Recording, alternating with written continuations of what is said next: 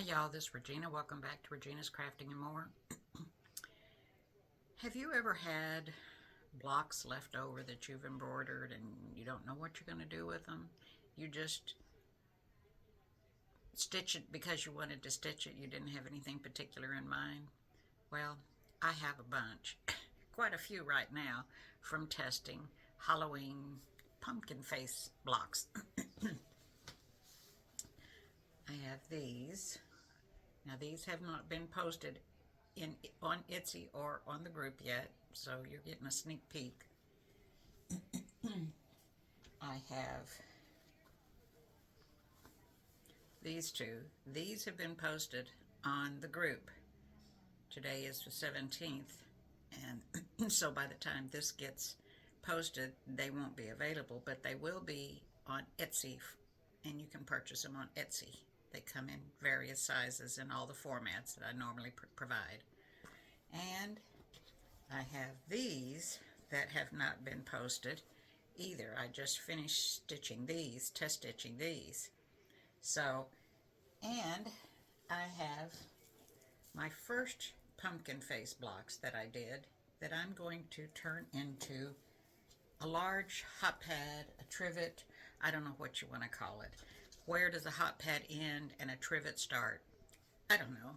But I'm going to turn them into something, and it's going to be a large hot pad, and I'm going to give them to my neighbor. He loves Halloween.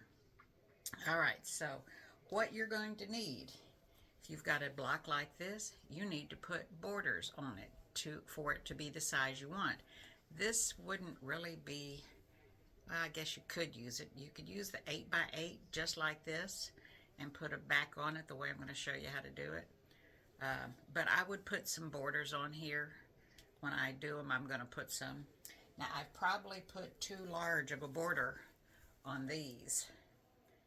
I started with a 2.5-inch strip because I have a bunch of strips and I have them all sorted by color. And so this ended up being a little over 9 inches. The block I used was a 6-inch.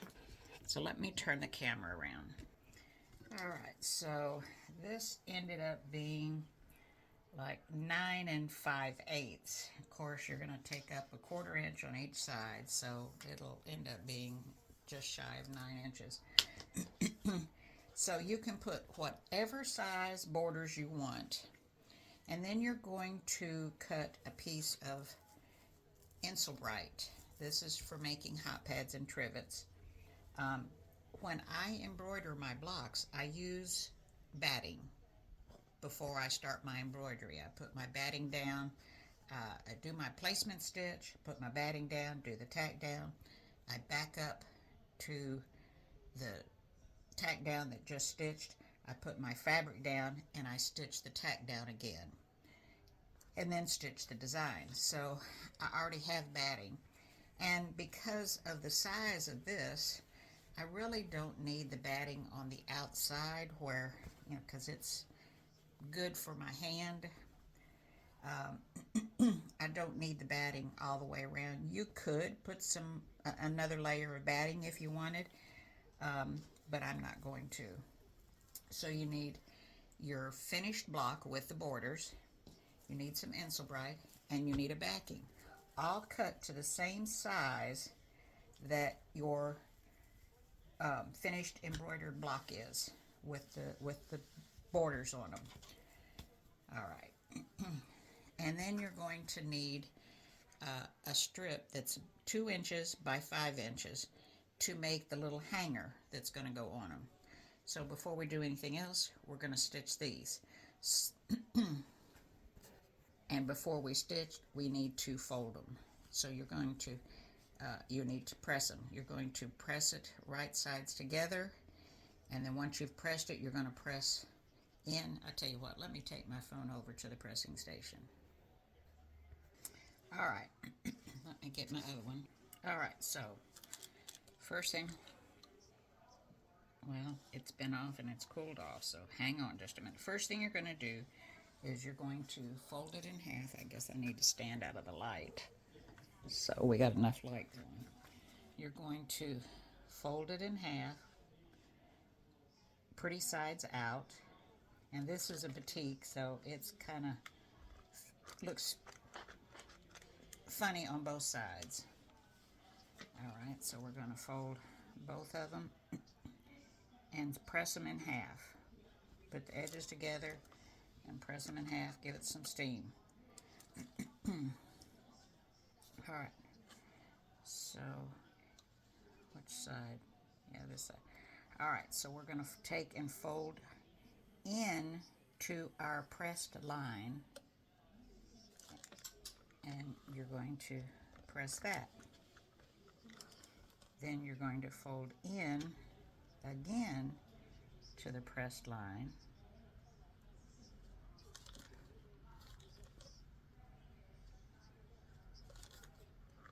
and you're going to press that. Then you're going to fold it in half and fold those edges together, line them up, and make sure you give it some good steam. Okay, so let's do that again. Stand here. So we're going to fold it in to the pressed line,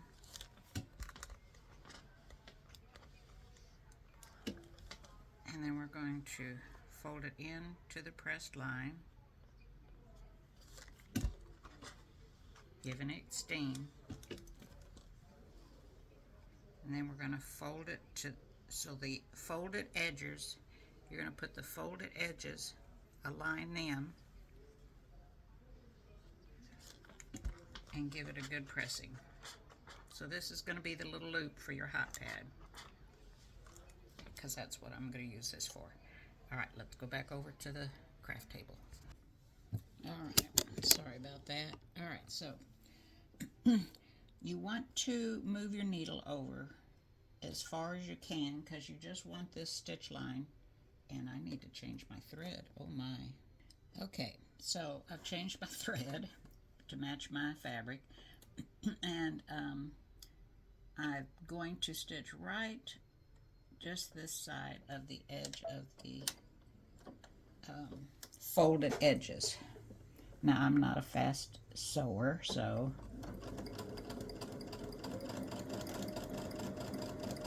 I've just got keeping my edge here, and I'm just sewing right along the very edge.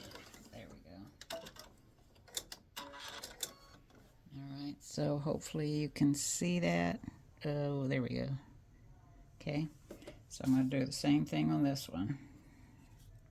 Cut the thread off though first. Alright, like I said, I'm not a fast sewer.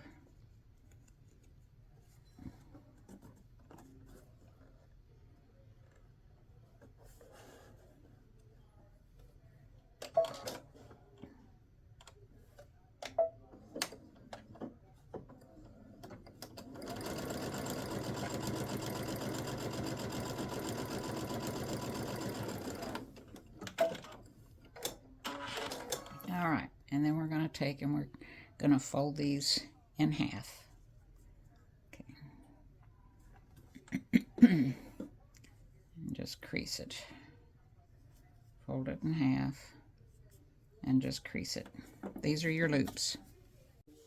Alright, so now that we made our loops, let's get this thing put together. So before we get started, we're going to fold this back, and we're going to put our loop right here,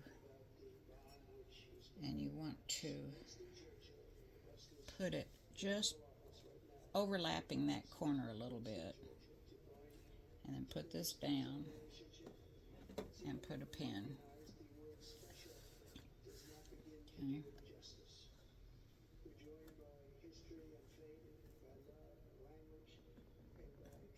And make sure that you're putting the heads of your pin inwards, facing inwards. Alright, so let's pin all this down. The centers, the corner,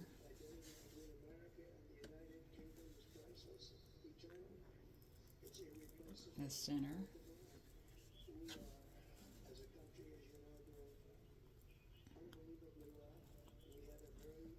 this corner, Okay, so that's a little long. Let me take this and trim it. Alright, so I wanted to make sure that that fabric was trimmed right. I just did not trim it before I started putting this together. I did make sure it was trimmed properly. Okay.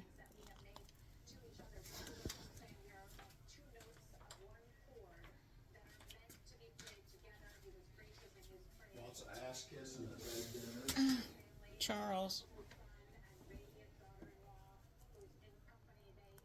Sorry about that. My husband's watching Fox News and the dinner in England.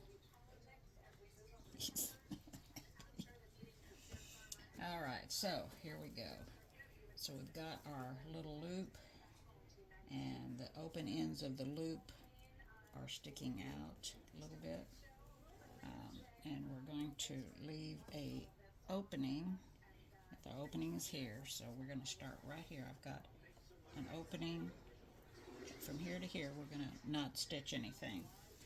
All right, so let's get right where I need to be, and there it is right there.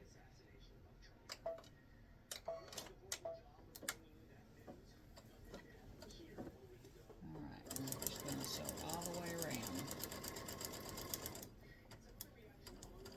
and I'll be back.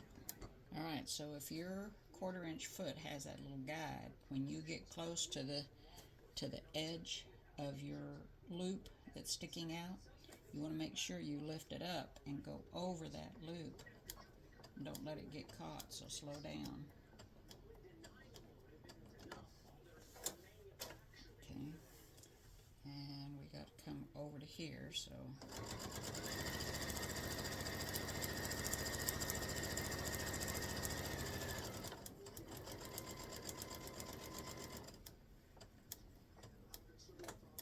I'll be right back. All right, and then when you get back around to your mark, you're going to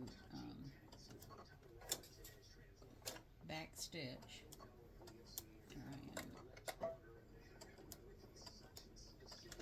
And trim. Alright, so now we want to cut off these corners. And yep, you do want to cut off your loop, what's sticking out.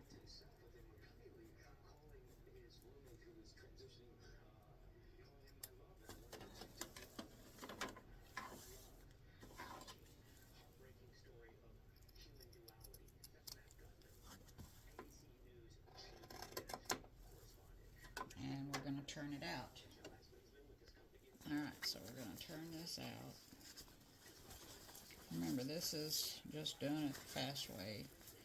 I just don't feel like putting binding on, so I'm just going to do it this way.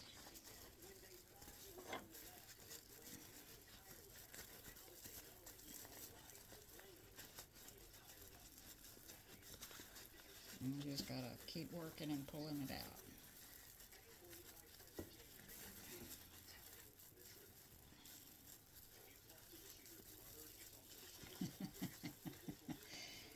My hands aren't very strong, so I have little short, weak fingers. There it comes.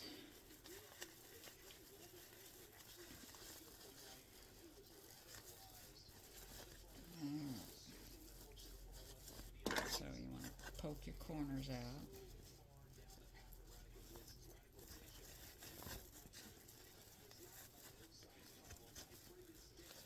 Use your finger. Use a chopstick. Don't use your point of your scissors.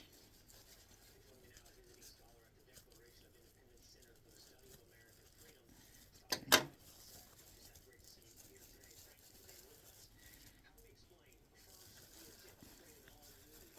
Put your finger in there and push that out. And there's our little loop. Okay.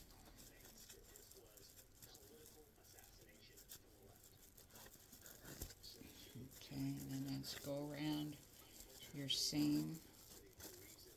Okay. Now, you want to kind of roll those edges back. I mean, we're going to stitch down those edges, but you do want to roll them back. Make sure your edges are, all your corners are pushed out good. Point. Okay.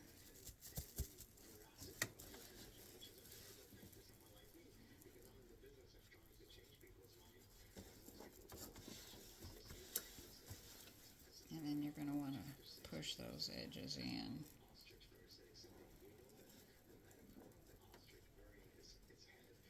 Fold them down nice.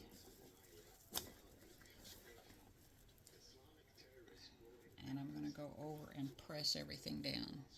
Alright, so I've pressed my little guy, rolled the edges back. So you just take and roll the edges back and press them down, steam press them down. Okay, so let's see here.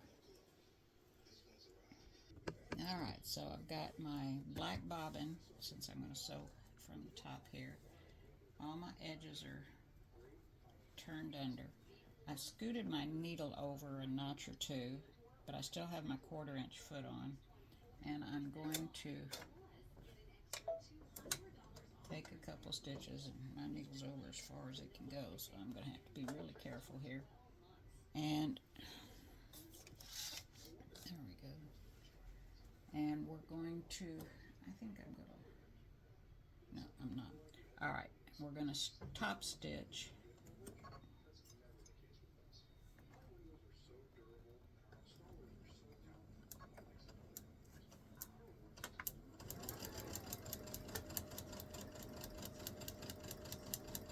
Right along the edge.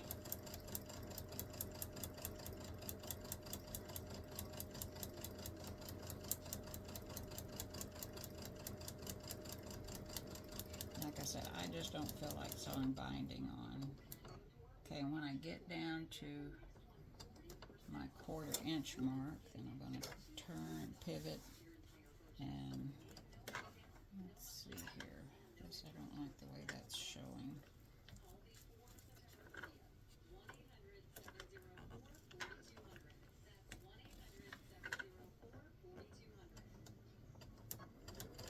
Okay, so I just used my finger to kind of roll that back some more because I don't like that back fabric to come around. I really don't want to see it from the front.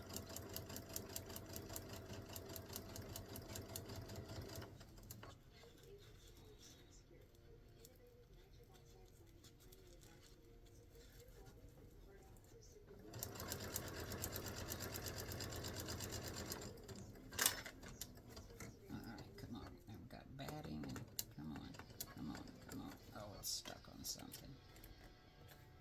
Raise it up. There we go. Back down.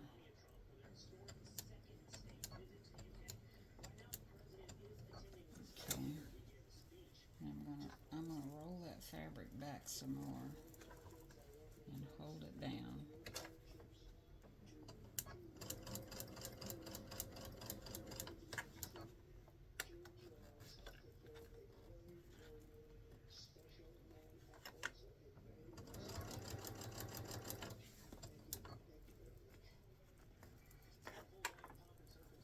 This is the edge that was open, so I'm hoping that because I moved over with my needle. Alright, and I'm going to get stuck over here again. There we go, guide it around.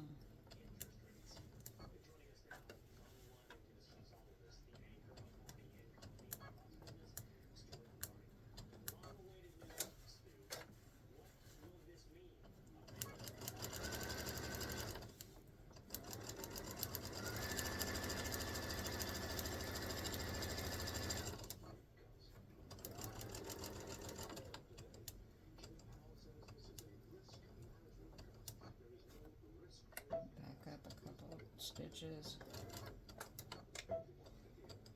and lock those in. Alright, and there we top stitched it around. I kept the white. Oh, I see some black thread here, and I don't like that. I'll have to do some picking and taking that black thread out of there. I don't like that.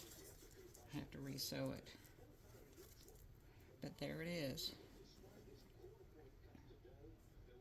My hot pad with my batting and my embroidery. Now, I think I'm going to stitch in the ditch right along this edge right here. So I got to find my stitch in the ditch foot, and I'll do that. But there's your quick hot pad.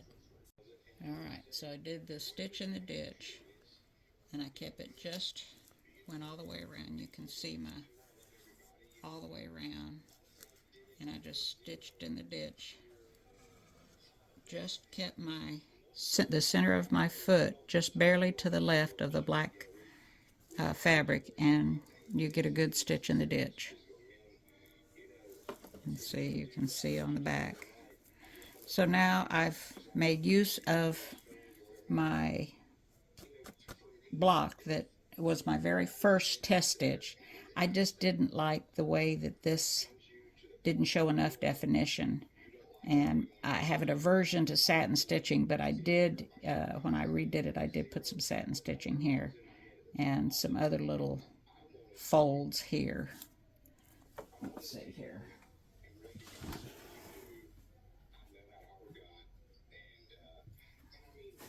Get this so you can see what I did. Okay. So now I just have to maybe put some orange fabric around this one, and I'll have a set for one daughter-in-law, and then I'll have another set for the other daughter-in-law, and then I'll have a set for me. All right. Enjoy these. You can make these a lot bigger using the 8x8. Make a big center table. You can sew several of them out, make a runner. You can sew 4, make a, this size, and make a door hanging. All kinds of placemats. You could put this in the center and make a placemat. And there's all kinds of videos that show you how to make placemats on YouTube. So enjoy. Thanks for watching.